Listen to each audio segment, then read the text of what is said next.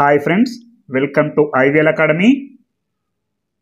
ఈరోజు ఈనాడు మ్యాగజైన్లో వచ్చినటువంటి ఒక చిన్న ఆర్టికల్ని తీసుకొని తెలుగు నుంచి ఇంగ్లీష్లోకి ఎలా ట్రాన్స్లేట్ చేయాలో తెలుసుకుంటూ మంచి ఇంగ్లీష్ నేర్చుకొని మంచి ఇంగ్లీష్ మాట్లాడడానికి ప్రయత్నిద్దాం.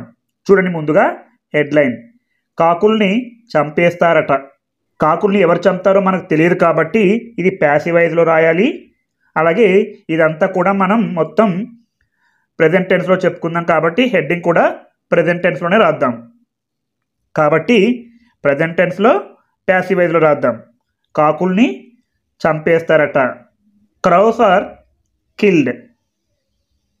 చూడండి, క్రౌస్ అంటే కాకులు, ఆర్ కిల్డ్ అంటే చంపుతారు లేదా చంపబడతాయి. ఎవరు చంపుతారో మనకు అనవసరం కాబట్టి ఇది ప్యాసివైజ్లో రాయాలి.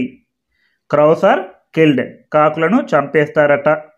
చూడండి, ఆర్టికల్లోకి వెళ్తే కాకులు హాని చేసే పక్షులేమీ కాదు కాబట్టి మనం ఏం రాయాలంటే కాకులు అనేవి సబ్జెక్ట్ కాబట్టి crows are not harmful birds. Crows అంటే కాకులు, are not harmful birds. Harmful అంటే హాని చేయడం, బర్డ్స్ పక్షులు. ఇక్కడ ఆర్ అనేది వెర్బ్గా యాక్ట్ చేస్తుంది. క్రౌస్ అనేది ప్లూరల్ కాబట్టి ఆర్ అనే వెర్బ్ రావడం జరిగింది. Crows are not harmful birds, కాకులు హాని చేసే పక్షులేమీ కాదు. వాటిని చంపాలని కూడా ఎవరు అనుకోరు. ఎవరు అనుకోరు కాబట్టి no one thinks. No one thinks అంటే ఎవరు అనుకోరు. ఇక్కడ నో వన్ అనేది సింగులర్గా పరిగణించాలి కాబట్టి మనకి ఇక్కడ థింక్ అనేది V5 అవుతుంది. నో వన్ థింక్స్, ఎవరు అనుకోరు. ఏమని అనుకోరు? టు కిల్ దెమ్ అంటే వాటిని చంపాలని అనుకోరు. టు కిల్ దెమ్ చాలా జాగ్రత్తగా ఒక్కొక్క దాన్ని కనెక్ట్ చేసుకుంటూ రాయాలి. No one thinks to kill them, ఎవరు వాటిని చంపాలని అనుకోరు. ఇక్కడ any one does not think అనకూడదు.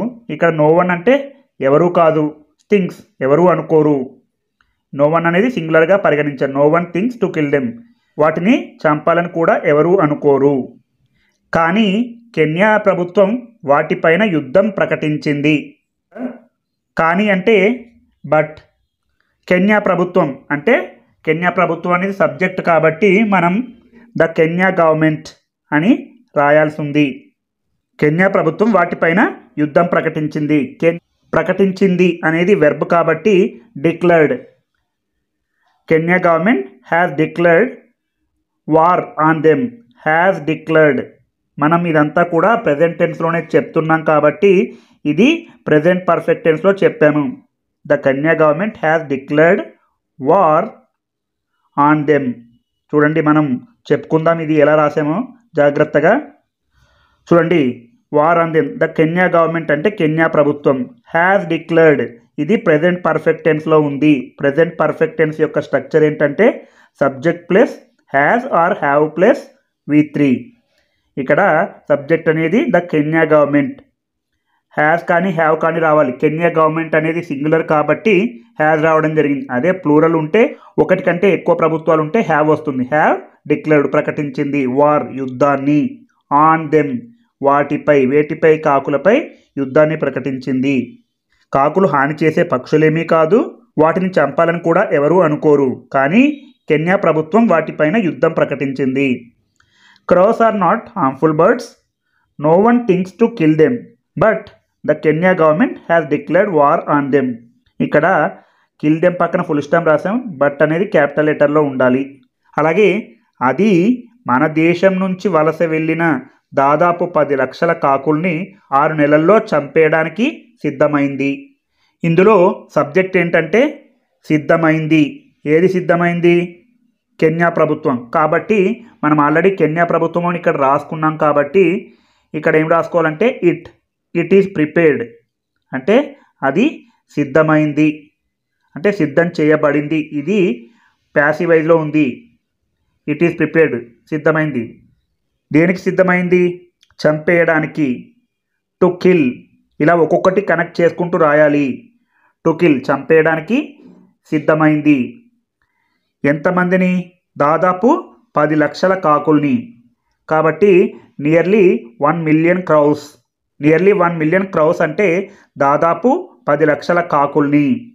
అది మన దేశం నుంచి వలస వెళ్ళిన కాకుల్ని. కాబట్టి క్రౌస్ అనేది ఇక్కడ ఉంది కాబట్టి దీనికి కనెక్టింగ్ వర్డ్ అంటే మనం రిలేటివ్ ప్రొనౌన్ రాసుకుంటూ చేయాలి. దట్ కానీ విచ్ కానీ రాసుకోవచ్చు.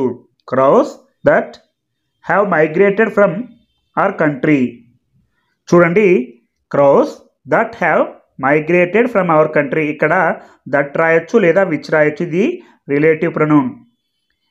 ఏవైతే మన దేశం నుంచి వలస వెళ్ళాయో అవే ఆ కాకులని చెప్పాల్సి వచ్చినప్పుడు ఇక్కడ మనం దట్ అనే లేదా విచ్ అనే రిలేటివ్ ప్రొనౌన్ రాసుకోవచ్చు. It is prepared. కెన్యా ప్రభుత్వం సిద్ధమైంది. టు కిల్ చంపడానికి. నియర్లీ దగ్గరగా లేదా దాదాపుగా 1,000,000 క్రౌస్ 10 లక్షల కాకులను. That have migrated from our country అంటే అవి మన దేశం నుంచి వలస వెళ్ళిన కాకులను. ఇంకా ఏముంది ఇక్కడ 6 నెలల్లో. కాబట్టి in the past 6 months. In the past 6 months అంటే 6 నెలల్లో. ఇక్కడ ఫుల్ స్టాప్ ఉంది కాబట్టి మనం కూడా ఫుల్ స్టాప్ రాయాల్సి ఉంది. చూడండి, ఇలా ఒక్కొక్కటిగా కనెక్ట్ చేసుకుంటూ ఉంటే కొంచెం టైం పట్టొచ్చు, కానీ తప్పకుండా మీరు మంచి ఇంగ్లీష్ మాట్లాడతారు. మీకు ఎలాంటి సందేహం ఉన్నా కూడా కామెంట్ చేస్తూ ఉండండి. తప్పకుండా నేను రెస్పాండ్ అవుతూ ఉంటాను.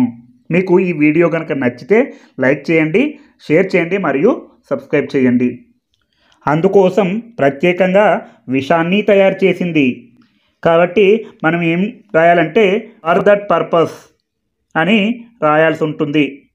ఫర్ దట్ పర్పస్ అంటే ఆ ప్రత్యేకమైన ఉద్దేశం కోసం ప్రత్యేకంగా విషాన్ని తయారు చేయించింది. It has specially prepared poison అంటే చూడండి, ఫర్ దట్ పర్పస్ ప్రత్యేకంగా ఇట్ కెన్యా గవర్నమెంట్ ఇట్ అంటే హ్యాస్. ఇక్కడ ఇట్ అనేది సింగులర్ కాబట్టి హ్యాజ్ అనే హెల్పింగ్ వర్బ్ రావడం జరిగింది. స్పెషల్లీ ప్రత్యేకంగా. ప్రిపేర్డ్ అంటే సిద్ధం చేసింది. పాయిజన్ అంటే విషాన్ని తయారు చేయించింది. అంటే ఇది తయారు చేసింది మనం రాసిన దాని ప్రకారం. ఇక్కడ విషాన్ని తయారు చేసిందంటే ఎవరు తయారు చేయించారు? ముఖ్యంగా కెన్యా గవర్నమెంట్ తయారు చేసింది కాబట్టి అందుకే నేను ఇక్కడ యాక్టివైజ్లో రాశాను. ప్రత్యేకంగా విషాన్ని తయారు చేసింది ఎవరు? కెన్యా ప్రభుత్వం. అసలు కెన్యా వాసులు కాకుల మీద అంత పగబట్టడానికి కారణం ఏంటో తెలుసా? కాబట్టి మనం ఎక్కడి నుంచి మొదలు పెట్టాలంటే కారణం ఏంటో తెలుసా అని మొదలు పెట్టాలి. డూ యు నో అంటే మీకు తెలుసా, ఇలా రాయాలి. డూ యు నో అసలు కెన్యా వాసులు కాకుల మీద అంత పగబట్టడానికి. Why Kenyans are so resentful of crows. ఇక్కడ క్వశ్చన్ మార్క్ ఉండాలి. చూడండి, డూ యు నో మీకు తెలుసా. వై ఎందుకు. కెన్యన్స్ అంటే కెన్యాలో ఉండే ప్రజలను కెన్యన్స్ అంటారు. మనం భారతదేశంలో ఉండే ప్రజలను ఇండియన్స్ అని ఎలా అంటాము? కెన్యన్స్ ఆర్ సో రిజెంట్ఫుల్ అంటే ఎందుకు పగబట్టారు. ఆఫ్ క్రౌస్ అంటే కాకుల మీద ఎందుకు పగబట్టారో మీకు తెలుసా. చూడండి, కెన్యన్స్ ఆర్ సో రిజెంట్ఫుల్. ఇది వాక్యంలాగా ఉంది, క్వశ్చన్లా లేదు. సాధారణంగా ఏముంటుందంటే ఆర్ కెన్యన్స్ సో రిజెంట్ఫుల్ అని ఉండాలి. కానీ ఇక్కడ ఆల్రెడీ మనం ఇది ఇండైరెక్ట్ క్వశ్చన్ ముందే రాసాం. క్వశ్చన్లో డూ యు నో ముందే రాసాం కాబట్టి do you know why Kenyans are so resentful. కేవలం వై ఇక్కడ డూ యు నో లేకుండా రాస్తే అప్పుడు మనం why are Kenyans so resentful అని రాయాలి. ఇక్కడ డూ యు నో వచ్చింది కాబట్టి why Kenyans are so resentful అని రాయడం జరిగింది. ఇలాంటివి చాలా చాలా ఇంపార్టెంట్, చాలా జాగ్రత్తగా గమనించాలి. మళ్ళీ ఒకసారి చెప్తున్నాను, మీకు తెలుసా ఎందుకు కెన్యా వాసులు కాకుల మీద అంత పగబెట్టారో. Do you know why Kenyans are so resentful. Kenya వాసులు కాకుల మీద ఎందుకు పగబట్టారని మాత్రమే అడిగితే why are Kenyans so resentful అని రాయాలి. మనం మీకు తెలుసా అని రాసాం కాబట్టి అప్పుడు ఇండైరెక్ట్ క్వశ్చన్లో ఇది ఇవ్వడం జరిగింది. ఇలాంటివి గమనించాలి. మీకు ఇలాంటిది ఏమైనా డౌట్ ఉంటే ఒకసారి అడగండి, నేను కామెంట్ రూపంలో తెలియజేస్తుంటాను. అక్కడి వారికి కాకి అరుపులు నచ్చలేదట. They don't like. They don't like అంటే వారికి నచ్చలేదు లేదా వారికి నచ్చదు. ఏం నచ్చదు? కాకి అరుపులు నచ్చలేదట. The crows screams. The crows CROWS crows అంటే కాకులు. ఎస్ పక్కన అపాస్ట్రఫీ ఇస్తున్నాం కాబట్టి కాకుల యొక్క. W పక్కన ఇస్తే కాకి యొక్క అని చెప్పాలి. ఇక్కడ ఎస్ పక్కన అపాస్ట్రఫీ ఇచ్చాను కాబట్టి క్రౌస్ స్క్రీమ్స్. స్క్రీమ్స్ అంటే అరుపులు, అంటే కావు కావుమని అంటుంటాయి కదా, వాటికి నచ్చలేదు. అందుకే కెన్యావాసులు కాకుల మీద అంత పగబట్టారట. అవి ఆరుబయట ఆహార పదార్థాలను లాక్కెళ్లడం, పంటలకు నష్టం కలిగించడం, సముద్ర తీర ప్రాంతాల్లో ఇతర పక్షిగూళ్ళను ధ్వంసం చేయడంతో ఆయా జాతులు అంతరించిపోవడం తదితర కారణాలతో చాలామంది వాటిపైన ప్రభుత్వానికి ఫిర్యాదు చేశారట. చూడండి, ఇదంతా ఒకటే వాక్యం. ఇది చాలా జాగ్రత్తగా రాద్దాం. వీటి అరుపులతో పాటు అడిషనల్లీ అంటే అదనంగా, గుర్తుపెట్టుకోండి ఇలాంటివి. అడిషనల్లీ క్రౌస్ అంటే కాకులు ఏం చేస్తున్నాయి? ఆరుబయట ఆహార పదార్థాలను లాక్కెళ్ళడం. Crows steal food from outdoors. Steal అంటే దొంగతనం చేయడం, అంటే లాక్కెళ్ళిపోవడం. స్టీల్ ఫుడ్ ఫ్రమ్ అవుట్డోర్స్ అంటే ఆరుబయట నుంచి. చూడండి, ఆరుబయట ఆహార పదార్థాలను లాక్కెళ్ళడం అంటే దొంగతనం చేయడం. అలాగే పంటలకు నష్టం కలిగించడం అంటే డ్యామేజ్ క్రాప్స్, పంటలను ధ్వంసం చేయడం, సముద్ర తీర ప్రాంతాల్లో ఇతర పక్షిగూళ్ళని ధ్వంసం చేయడంతో. Destroy other bird nests in coastal areas. Destroy అంటే ధ్వంసం చేయడం. Destroy other bird nests. Other bird nests అంటే ఇతర పక్షిగూళ్ళను ధ్వంసం చేయడంతో. In coastal areas. In coastal areas అంటే సముద్ర తీర ప్రాంతాల్లో ఒక్కొక్కటిగా కనెక్ట్ చేసుకుంటూ ఉండాలి. Crows additionally crows steal food from outdoors, damage crops, destroy other bird nests in coastal areas. ఆయా జాతులు అంతరించిపోవడం తదితర కారణాలతో చాలామంది వాటిపైన ప్రభుత్వానికి ఫిర్యాదు చేశారట. డ్యూ టు దిస్ అంటే వీటి వలన. సచ్ స్పీసీస్ ఆయా జాతులు. ఆర్ ఎక్స్టింక్ట్ అంటే అంతరించిపోతున్నాయని. చాలామంది వాటిపైన ప్రభుత్వానికి ఫిర్యాదు చేశారట. Many people have complaint to the government about them.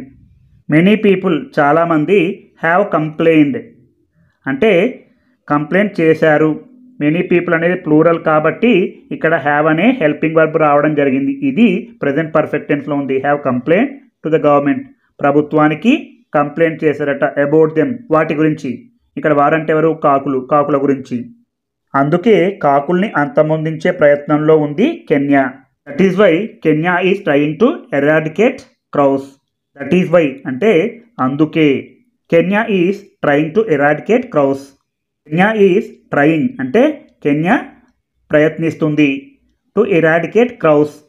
To eradicate crows అంటే అంతమొందించడానికి. టు ఎరాడికేట్ క్రౌస్ అంటే ఈ సందర్భాన్ని బట్టి అంతమొందించడం. దట్ ఈస్ వై అందుకే Kenya is trying to eradicate crows.